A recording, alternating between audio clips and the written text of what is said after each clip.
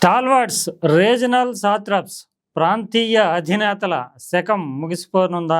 ఇప్పుడు విడుదలైనటువంటి తాజాగా వచ్చినటువంటి ఎన్నికల రిజల్ట్స్ని చూస్తుంటే ఈ తరం చూసినటువంటి మహానాయకులు క్రమంగా చరిత్ర కాలగర్భంలోకి కలిసిపోతున్నారా అనేటటువంటి సందేహాలు వ్యక్తమవుతున్నాయి. ఇప్పటి వరకు చూసినటువంటి ప్రత్యేకించి గడిచినటువంటి 20 ఏళ్లుగా చాలా జాతీయ స్థాయి నాయకత్వాన్ని, జాతీయ స్థాయి రాజకీయాలను కూడా ప్రాంతీయంగా ఉంటూ కూడా శాసించినటువంటి నాయకులు క్రమంగా కనుమరుగు కాక తప్పదు అనేటటువంటి వాస్తవిక పరిస్థితికి తాజా ఎన్నికలు అద్దం పట్టినట్లుగానే మనం భావించాల్సి ఉంటుంది.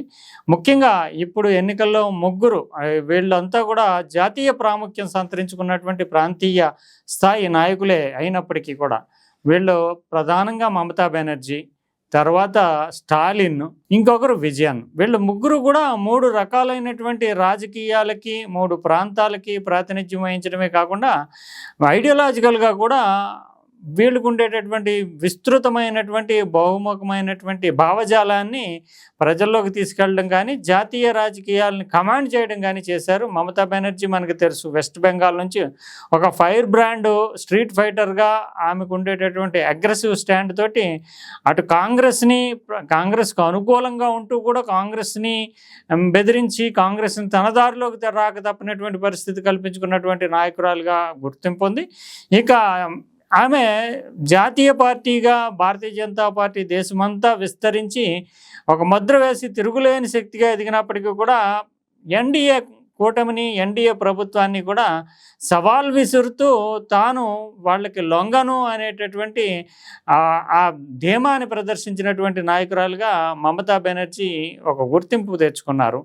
ఇక స్టాలిన్, ద్రవిడ ఉద్యమం, దక్షిణ భారతం, తమిళనాడు ప్రత్యేకం, మీరు ఏదన్నా చేసుకోండి కానీ మా రాష్ట్రం, మేము మా రాష్ట్రం అంటూ జాతీయ నాయకత్వానికి అనేక విషయాల్లో విద్యా సంస్కరణలు కావచ్చు, భాషాపరమైనటువంటి అంశాలు కావచ్చు, డీలిమిటేషన్ కావచ్చు, అన్నిటిలోని సవాల్ విసురుతూ తన ముద్రని వేసుకోవడమే కాకుండా జాతీయ నాయకత్వాన్ని కూడా వణికించారనే చెప్పాల్సి ఉంటుంది. ఇంకోవైపు కమ్యూనిస్టుల యొక్క చివరి దుర్గమైనటువంటి కేరళలో విజయన్ ఒక స్ట్రాంగ్ లీడర్గా, ఐరన్ లీడర్గా ఆయన్ని చెప్తూ ఉంటారు. స్ట్రాంగ్ లీడర్గా ఆయన కొరుకుడుబాటుని కొయ్యగా సిద్ధాంతపరంగా బీజేపీకి ఆల్టర్నేటివ్ పాలిటిక్స్ చూపిస్తూనే కేరళలో ఆయన 10 ఏళ్లుగా కేరళను శాసించడంతో పాటు జాతీయ రాజకీయాల్లో కూడా ఈ భావజాలం అనేటటువంటిది ఇంకా బతకడానికి కారణమైనటువంటి నాయకుడు. ఈ ముగ్గురు కూడా ఇప్పుడు స్టాలిన్ ఒకవైపునే ఓడిపోయారు. ఇక ఆయన వయసు రీత్యా చూసినా 75స్లో ఉన్నటువంటి వీళ్ళు ముగ్గురు కూడా 70s దాటే ఉన్నారు. అంతేకాకుండా ఒకసారి ప్రాంతీయ పార్టీలో ఓడిపోయిన తర్వాత జాతీయ పార్టీగా బీజేపీ విజృంభించిన దశలో మళ్ళీ పుంజుకోవడం అనేది ఎక్కడా జరగట్లేదు. ఆ స్థానాన్ని క్రమక్రమంగా బీజేపీ ఆక్రమిస్తున్నటువంటి ఉదంతాలు చాలా చోట్ల మనం చూసాం. ఈ పరిస్థితుల్లో ఇప్పుడు వీళ్ళ ముగ్గురు ఎందుకంటే 20 ఏళ్లుగా వీళ్ళు సృష్టించినటువంటి చరిత్ర. మమతా బెనర్జీని తీసుకుంటే మమతా బెనర్జీ జీవితం అంతా కూడా ఒక ఫైర్ ఫైటింగ్ తోటే నడిచిందని చెప్పాల్సి ఉంటుంది. అయితే అంతకుముందే దీనికి మనం ఈ రోజున ఈ కంక్లూజన్కి రావడానికి కారణం ఏంటంటే ఇటీవల కాలంలో చోటు చేసుకున్నటువంటి గడిచిన 10 సంవత్సరాల్లో చోటు చేసుకున్న సంఘటనలు చూస్తే ఒకానొకప్పుడు దేశానికి ప్రధానమంత్రి అవుతారేమో భవిష్యత్తులో అన్నటువంటి ప్రభావాన్ని కలిగించినటువంటి మాయావతి ఉత్తరప్రదేశ్ ముఖ్యమంత్రిగా 2007 నుంచి 12 వరకు ఉండడమే కాకుండా అంతకుముందే 95లోనే ఆమె ప్రభ వెలిగింది. ఆమె బహుముఖమైనటువంటి, అంటే బహుజనాలకి, సోషల్ జస్టిస్కి ఒక సింబల్ ఆఫ్ బ్రాండ్గా ఆ లీడర్షిప్ని చూపించినటువంటి నాయకురాలు. ఆ పార్టీ తరఫున ఆమె కూడా చాలా అగ్రెసివ్ ఫైటర్ ఆమె కూడా. అటువంటి నాయకురాలు ఖచ్చితంగా చాలా పెద్ద ప్రభావాన్ని చూపించినటువంటి నాయకురాలు. అయినప్పటికీ 2014 తర్వాత వచ్చినటువంటి మార్పులు, అక్కడ యూపీలో, ఉత్తరప్రదేశ్లో ముఖ్యంగా బీజేపీ అధికారంలోకి వచ్చిన తర్వాత క్రమక్రమంగా ఎరోడ్ అయిపోతూ ఆమె ప్రాబల్యం అంతా క్షీణించిపోస్తూ ఇప్పుడు ఆమె ఉన్నదా లేదా, ఎక్కడున్నారు అని వెతుక్కోవాల్సినటువంటి పరిస్థితి. అంటే ఒకానొకప్పుడు దేశంలో పెద్ద రాష్ట్రమైనటువంటి ఉత్తరప్రదేశ్ని శాసించినటువంటి, తన విగ్రహాలను తానే పెట్టుకున్నటువంటి అంత బలమైన నాయకురాలు క్రమంగా కనుమరుగైంది. ఇక ఒడిశాలో నవీన్ పట్నాయక్ని చూస్తే కనుక ఆయన కూడా చాలా 2000 నుంచి 2024 వరకు 24 ఏళ్ల పాటు 5 సార్లు ముఖ్యమంత్రిగా ఎన్నికైనటువంటి ఒక నాయకుడు, ప్రజానాయకుడు సైలెంట్గా తన అడ్మినిస్ట్రేషన్ చేసుకుంటూ మౌనంగా లీడర్గా నిరూపించుకున్నటువంటి వ్యక్తి బీజేపీ అక్కడ విజృంభించిన తర్వాత కనుమరుగైపోయినటువంటి పరిస్థితి ఇప్పుడు కనిపిస్తుంది. ఇక ఈ ముగ్గురు చరిత్ర చూస్తే కనుక స్టాలిన్ మార్క్ కూడా నిజానికి ఆయన కూడా సిస్టమ్ డ్రైవెన్ లీడర్, అంటే సిస్టంలో భాగంగా ఉంటూనే పెద్ద కరిస్మాటిక్ లీడరు. ఇవన్నీ కరుణానిధి, ఎంజీఆర్, జయలలిత తరహా కాకపోయినప్పటికీ విధానాలు, సిస్టము, ద్రవిడ ఉద్యమం వీటన్నిటిని ఆకలింపు చేసుకున్నటువంటి వ్యక్తి. 1975లోనే ఎమర్జెన్సీకి వ్యతిరేకంగా విద్యార్థి నాయకుడిగా ఉన్నప్పుడే జైలుకు వెళ్ళి తన లీడర్షిప్ని క్రమక్రమంగా బలపరుచుకుంటూ వచ్చి ఇప్పుడు చూస్తే కనుక ఇండియా కూటమికి ఒక ప్రధాన ఎస్సెట్గా, రాజకీయంగా బలాన్ని చేకూర్చేటటువంటి వ్యక్తిగా, నరేంద్ర మోడీని సవాల్ చేయగలిగినటువంటి వ్యక్తిగా ఎదిగినటువంటి స్టాలిన్ ఇప్పుడు ఆ పాత్ర నుంచి వెళ్ళిపోవడము, ముఖ్యమంత్రిగా ఓడిపోవడము, స్వయంగా ఎమ్మెల్యేగా కూడా ఓడిపోవడము, టీవీకే అధికారంలోకి రావడము, ఇంకోవైపు బీజేపీ కూడా క్రమక్రమంగా అక్కడ పాదుకోవడానికి ప్రయత్నాలు చేయడంతో ఇక ద్రవిడ ఉద్యమం, ద్రవిడ భావజాలం అనేది అన్నాడీఎంకే, డిఎంకేలు రెండు కూడా ఓటమి పాలవడంతో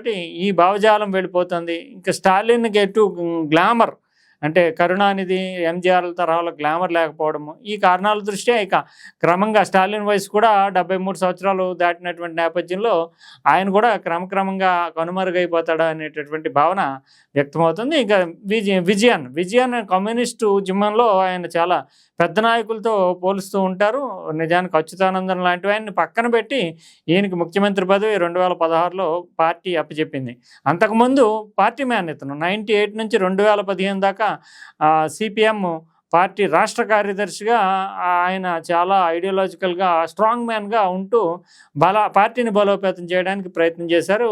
ఇప్పుడు అక్కడ కూడా 10 ఏళ్ల తర్వాత ఆయన క్రమంగా ముఖ్యమంత్రి పదవి నుంచి తప్పుకోక తప్పని పరిస్థితి రావడం, 3వ వంతుకే పరిమితం అవడం, అంటే అధికారంలోకి వచ్చినటువంటి యూడిఎఫ్ బలంలో 3వ వంతుకే పరిమితం అవడం, వీటన్నిటి దృష్ట్యా వయసు రీత్యా విజయన్ పాత్ర కూడా తగ్గిపోతుంది. కమ్యూనిస్టుల పాత్ర దేశవ్యాప్తంగా తగ్గిపోయినటువంటి స్థితిలో ఇంకా కనుమరుగు కాక తప్పనటువంటి రాజకీయ అనివార్యత విజయానికి ఏర్పడుతుంది. ఇక మమతా బెనర్జీ చరిత్ర చూస్తే నిజానికి 29 సంవత్సరాల వయసులో 1984లో కమ్యూనిస్టులు పక్కాగా వెస్ట్ బెంగాల్ని పరిపాలిస్తూ ఒక నియంతృత్వ ధోరణితో దూసుకెళ్తున్నటువంటి స్థితిలో 1977 నుంచి అక్కడ కమ్యూనిస్టులు ఉన్నారు.